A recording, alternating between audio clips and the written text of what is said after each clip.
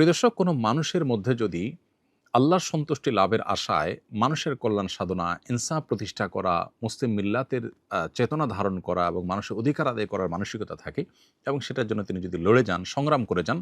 এমত অবস্থা যদি তার এই চেতনার কারণে তিনি আক্রমণের শিকার হন এবং মারা যান, সন্দেহাতীতভাবে তিনি শাহাদাতের মর্যাদা লাভ করবেন ইনশাআল্লাহ তাআলা। ঈমানদারের মধ্যে যদি আল্লাহর সন্তুষ্টি লাভের জন্য জীবন বাজি রাখার মানসিকতা থাকে এবং তার অসৎ কাজে বাধা প্রদান, অন্যায়ের বিরুদ্ধে তার প্রতিরোধ এবং ইনসাফ প্রতিষ্ঠার মানসিকতা লালন করার কারণে তিনি যদি আক্রমণের শিকার হন, তাহলে সেক্ষেত্রে তিনি অবশ্যই শাহাদাতের মর্যাদা লাভ করবেন। সেই জায়গা থেকে শরীফ ওসমান হাদিকে আল্লাহ তাআলা শাহাদাতের মর্যাদা দান করুন, আমরা সেই দোয়া করি। আর এমনিতেই নবী সাল্লাল্লাহু আলাইহি ওয়াসাল্লাম বলেছেন, মান কুতিলা দুনা দামিহি ফাহুয়া শাহীদ। যে ব্যক্তি কারোর হাতে খুন হয়েছে, জীবন রক্ষা করতে গিয়ে তার জীবন খুন হয়েছে, অর্থাৎ সাধারণ ধস্তাধস্তিতে অথবা কোনো ডাকাতের হাতে মারা গেছে, সেও শাহাদাতের মর্যাদা লাভ করেন। তাহলে সেক্ষেত্রে দ্বীনের কথা বা মুসলিম মিল্লাতের কথা বা মুসলিম চেতনার কথা বা ইনসাফের কথা বা মানুষের অধিকারের কথা যদি কেউ বলতে যান মুসলিম হয়ে এবং আল্লাহর কাছ থেকে যদি বিনিময়ে আশা করেন, তাহলে তিনি অবশ্যই শাহাদাতের মর্যাদা লাভ করবেন।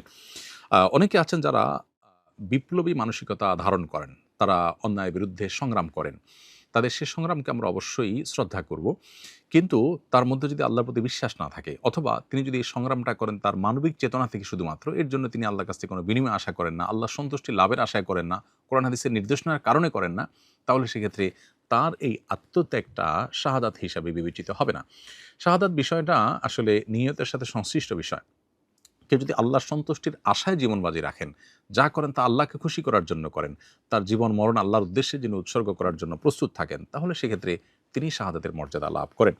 আমরা দোয়া করি শরীফ ওসমান হাদির সমস্ত ভুল ত্রুটি মাফ করে আল্লাহ তাআলা তাকে শাহাদাতের সর্বোচ্চ মাকাম দান করেন এবং তার সুখ সন্তপ্ত পরিবারকে সান্ত্বনা সইবার শক্তি নসিব করেন এবং সেই সাথে এখান থেকে অনুপ্রাণিত হয়ে আমাদেরকে আল্লাহর সন্তুষ্টির লাভের আশায় জীবন বাজি রাখার মানসিকতা আমাদেরকে ধারণ করার তৌফিক দান করুন। বস্তুবাদের এই পৃথিবীতে আমরা বেশিরভাগ মানুষ